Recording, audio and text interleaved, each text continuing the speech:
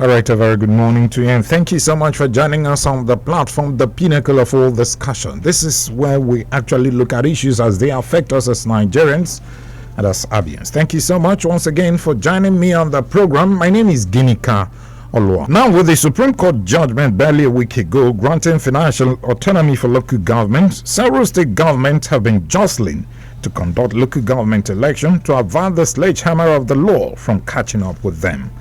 However, several concerns have arisen, especially where it affects the conduct of local government election, as Nigerians believe that the state governor still controls the local government area should the State Independent Electoral Commission continue to conduct local council elections.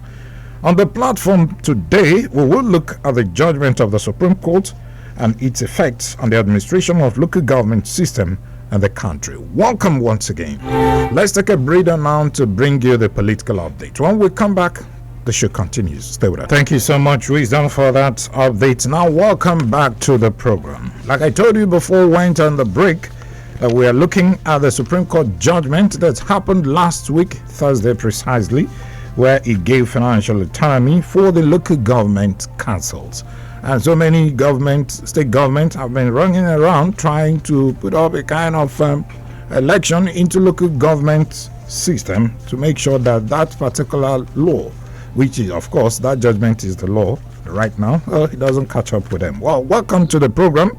My name is Ginika Olua. Now, joining me to talk about this particular issue is the National Deputy Legal Advisor of the People's Democratic Party, former commissioner here in Abia State, and also former local government transition committee chairman for Isukwata local government, Barrister Okechukwu Oswaha. He joins me virtually this morning from Abuja. Good morning, Barrister. Thank you so much for coming on the show. Thank you, moderator, for having me. All right, welcome. Now, I'm sure you have been following developments, especially the issue of the court judgment last week precisely, where the federal government got that judgment from the Supreme Court, actually granting financial autonomy for local government. This is something that has been expected for such a long time. Many people are saying that the governors are suffocating the local government. They do not want the local government to breathe. But it appears that the local government is breathing to some, maybe 50%. Now, I want to get your reaction on the implication of this judgment by the Supreme Court granting financial autonomy for the local government. Thank you so much. I will start by saying that that Supreme Court judgment is a landmark judgment, is a welcome development. In fact, it has been heralded and applauded by all and sundry in Nigeria, just based on the fact that it's a total emancipation of the local government system and the liberation of the people. You know, Ginika, that it didn't start today, like you earlier mentioned. Yeah.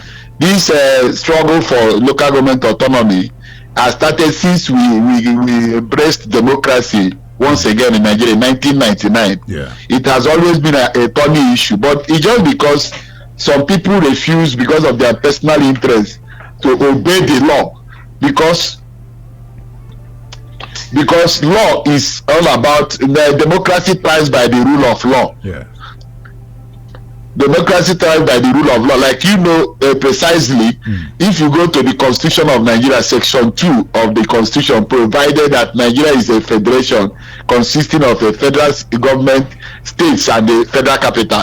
And also went further in Section 7 of that Constitution to provide for local government system.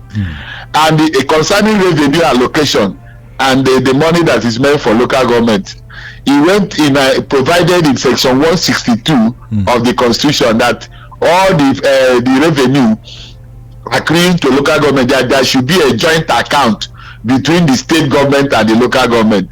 So you find out that because some of these governors of the states now decided, because that joint account supposed to be a warehouse, like my senior colleague, Professor Ozekome, pointed out the day I watched him, he spoke on the television.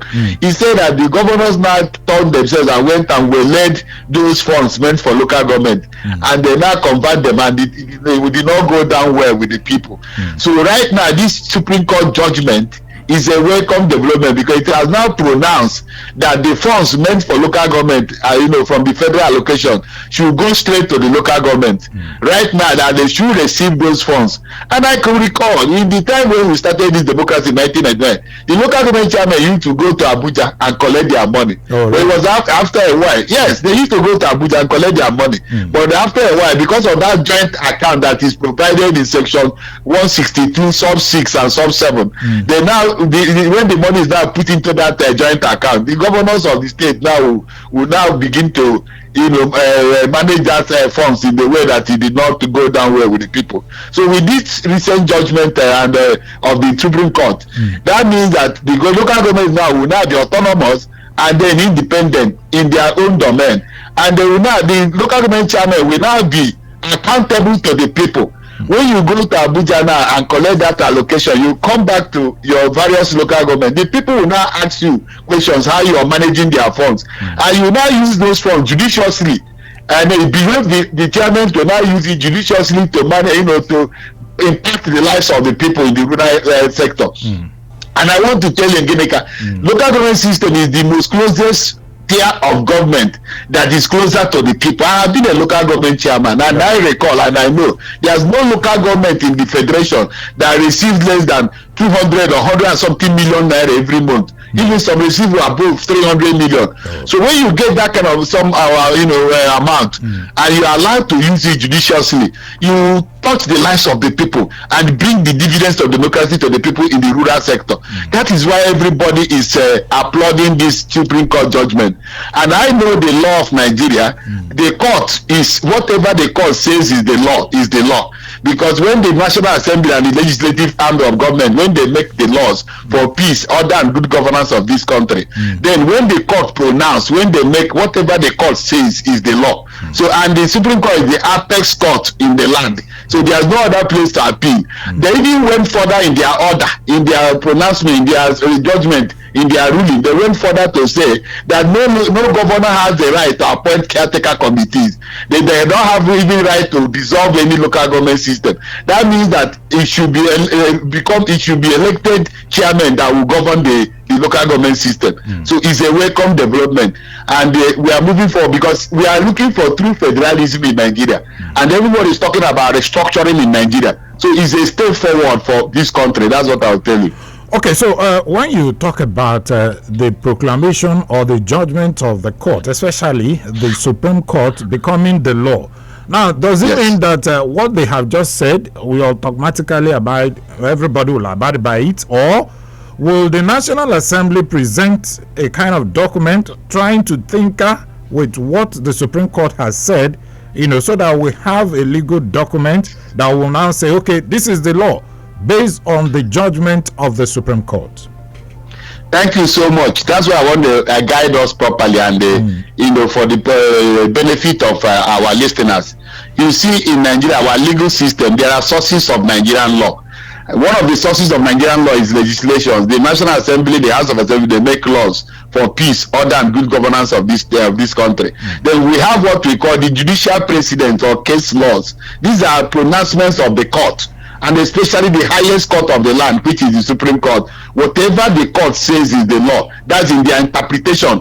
What the Supreme Court have done is interpretation of the law, and it's very clear. And whatever they say becomes the law. So if anybody wants to challenge it again, you cannot go to any other court, because Supreme Court is the highest court of the land. The only thing you can do, if you approach the National Assembly, they are going to make a new law. If are they going to make a new law to now repeal this one that the Supreme Court has said? So it belongs on everybody to obey that law. That's why I started by saying that democracy thrives by the rule of law. The governors have nothing to lose. The only thing is that we have three tiers of government in Nigeria: the federal government, state government, and local government. So what the governors need to do is to approach, good governance. If you govern well, even a local government chairman will toe your line. And that is why we have party politics in Nigeria.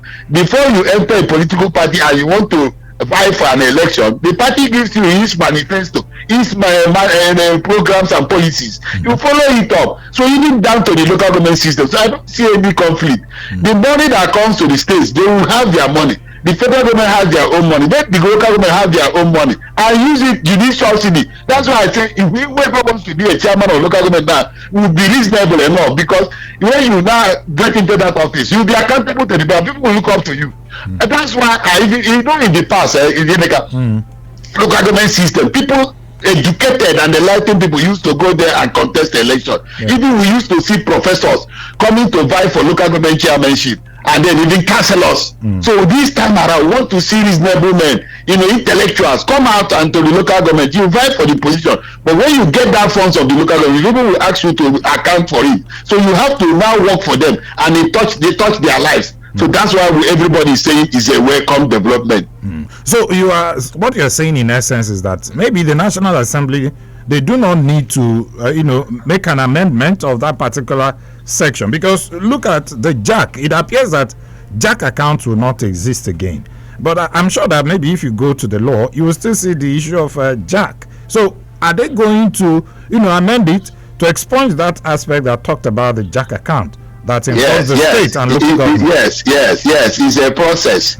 Like what has happened is the first step.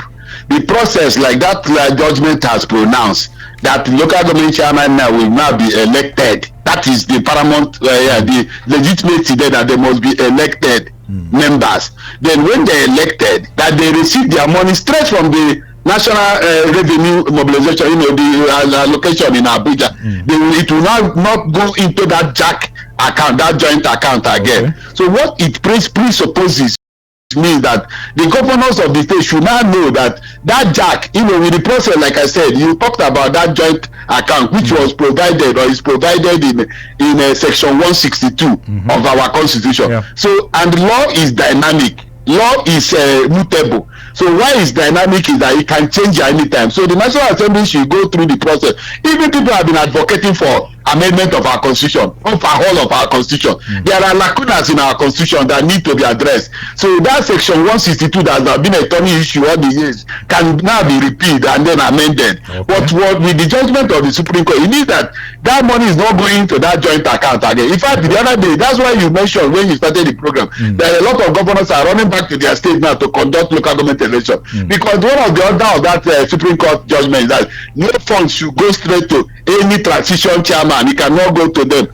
That fund can even be put in any account, a subsidiary, put in any account for the purposes in this period until they elect their elected chairman. So that means they should equally now know that joint account is no longer feasible. So whatever any governor, any state should conduct the election. Even what I'm suggesting personally, my own opinion, that if they should even go further to make it possible that is the NEC, which is the only electoral body and umpire in Nigeria, that should conduct that local government election. Yes, because it is INEC now. Yes, we will still come to that. But I know that, Barrister, you were a former TC chairman for Isukwuato local government. Now, tell us, what was your experience like in terms of financial activities? Were you allowed the freedom, to spend as you are receiving from the federal government, or were there kind of limitations here and there? You're not putting me in a tight corner, but what I will tell you is this: I was a local government chairman. At that point in time, there was exigencies of time. Like that period, we still maintained the JAC. We used to have JAC meeting, but the funds that I received at that point, I was able to pay salaries of my workers. If you go to Isukwuato local government, in fact, at that point, I ranked as the only local government chairman that did not owe any salary arrears in the whole of Abia State, 17 of us. So I was paying my workers' salary as at when due.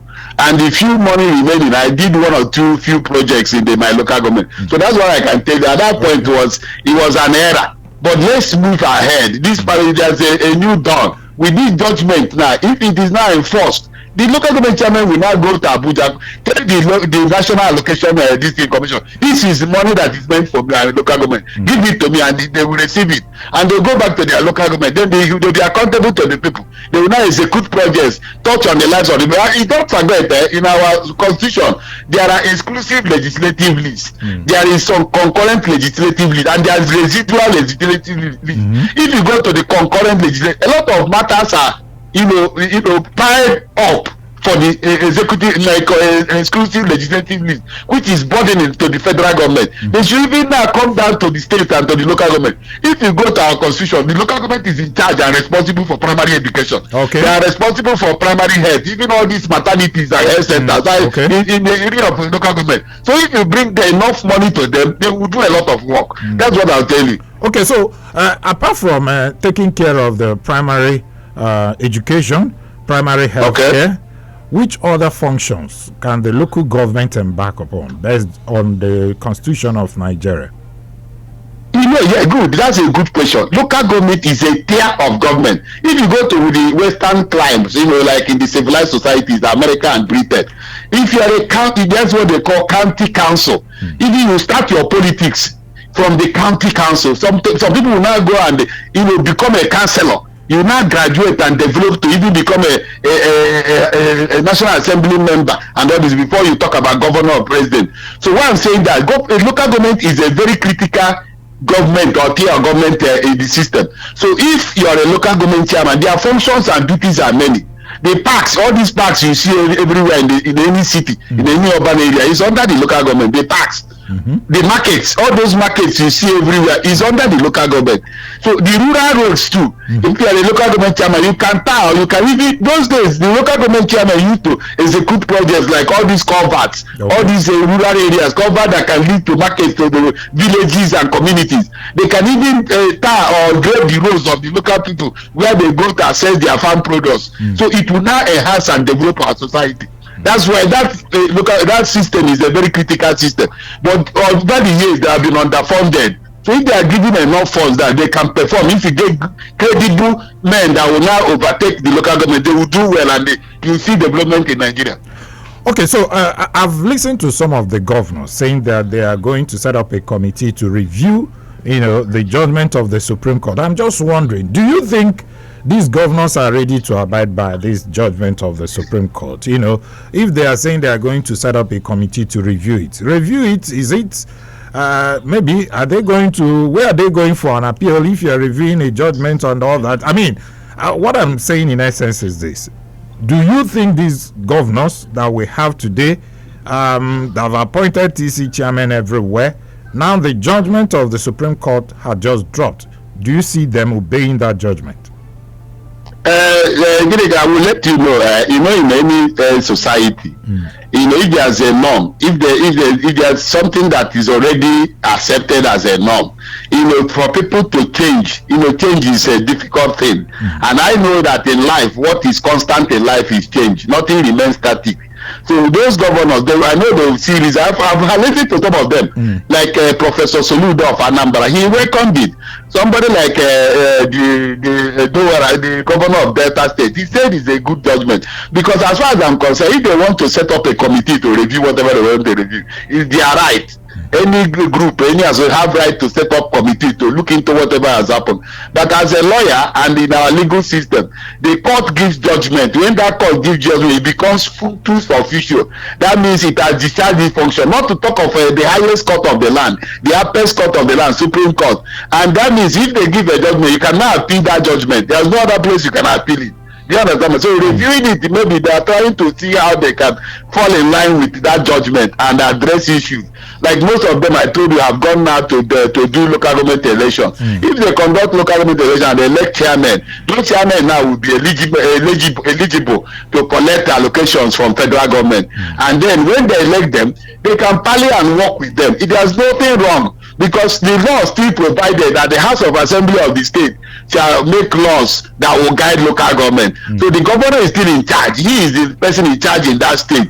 So there should be a synergy. They work together with the chairman. That's why I said, if the INEC now is now mandated or has the aims to conduct elections in local governments in the state, you see that credible candidates will emerge, because now somebody can go and pick up a form and in any political party, if he's popular in his domain, in his community, in his area, he will win that election. And not somebody, if it's conducted by this state electoral commission, you find out that the governor can decide to handpick his minors and stooges, and then he will place them everywhere as chairman, and that same problem will still be repeated. Because if it happens that way, the governor can call the local government chairman at a meeting. Even if they bring down money from Abuja, they have a means, they have a system that they can still, undermine or manipulate the system. But if it's conducted by INEC and you're elected and you have executive powers and as the executive chairman of a local government, and the money comes to you, what you do is just to render good governance, and the people will appraise you.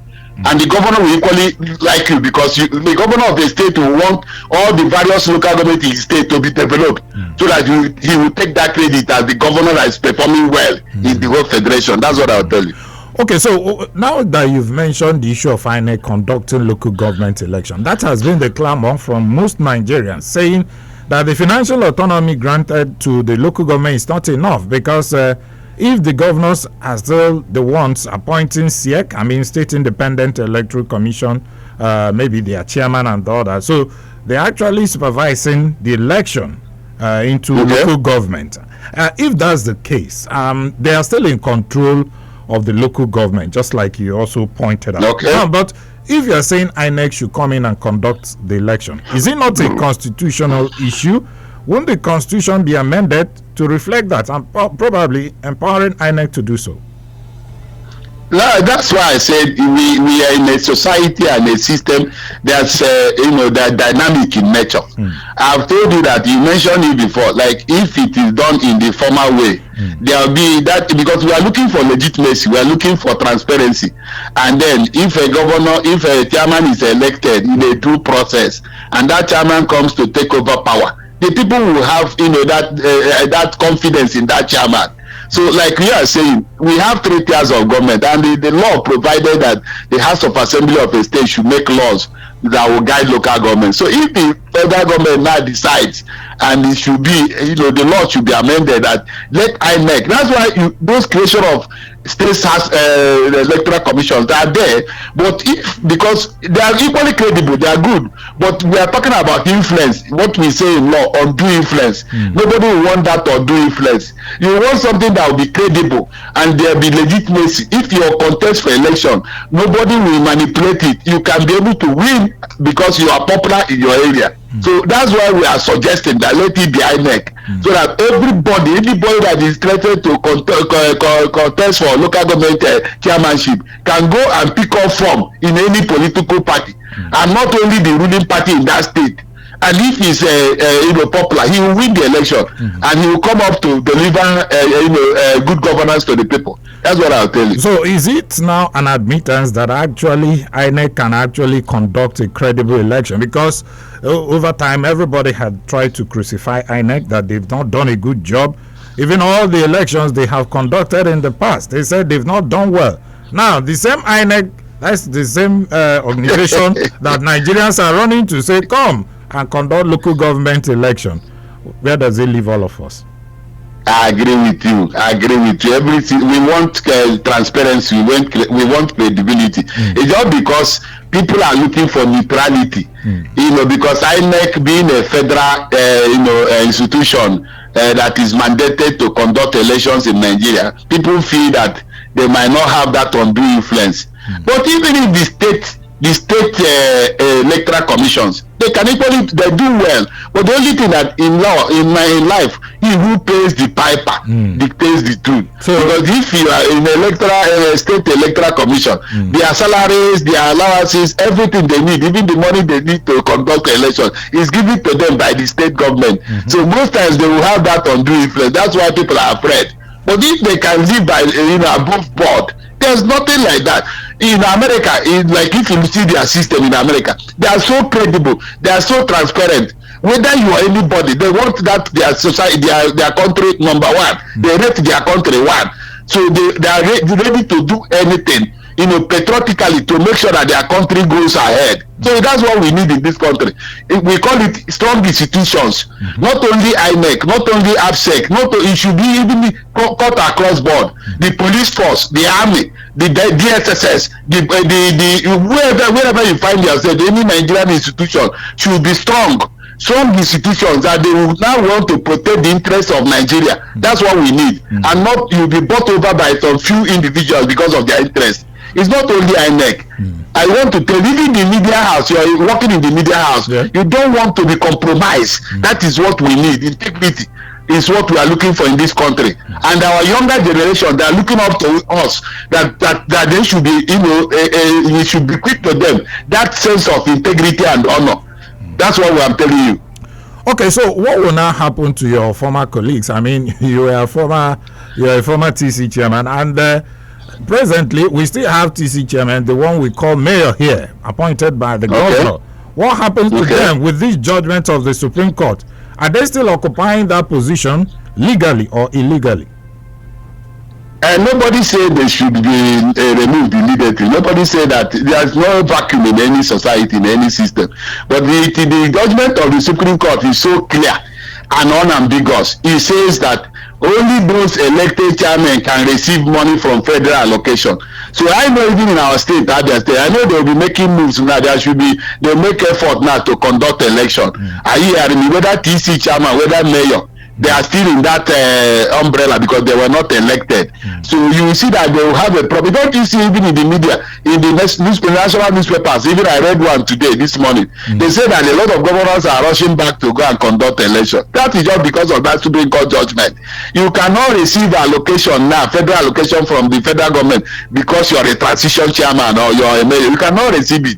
So they better do an election now. They do election and put elected chairmen in various local governments so that they can access funds from federal government. So it's so clear. That's what I will tell you. So it's not about the position now, it's about the money, because if you are saying that they cannot receive allocation from federal government or even from state, that means they are just occupying the place without access. Without money, you cannot function. Without money, you cannot function. So it's as good as them wasting their time in that position. It's not coming from, but I know that something will be done very soon. I know that they will do election, except even if they want to contest, those mayors, they have the right, they have the freedom, they have the liberty to contest. But I know very soon elections will be conducted because that is what the court judgment is all about. Okay, so let me sincerely thank you, the National Deputy Legal Advisor of the People's Democratic Party, a former Transition Committee Chairman for Isukwata Local Government, and also a former Commissioner here in Abia State, Barrister Okechukwu Swaha. Thank you so much. I appreciate you. Yeah, thank you, moderator, for having me, and I thank you, our esteemed listeners, those who are interested in the development of this country. So thank you so much. Thank you. Thank you.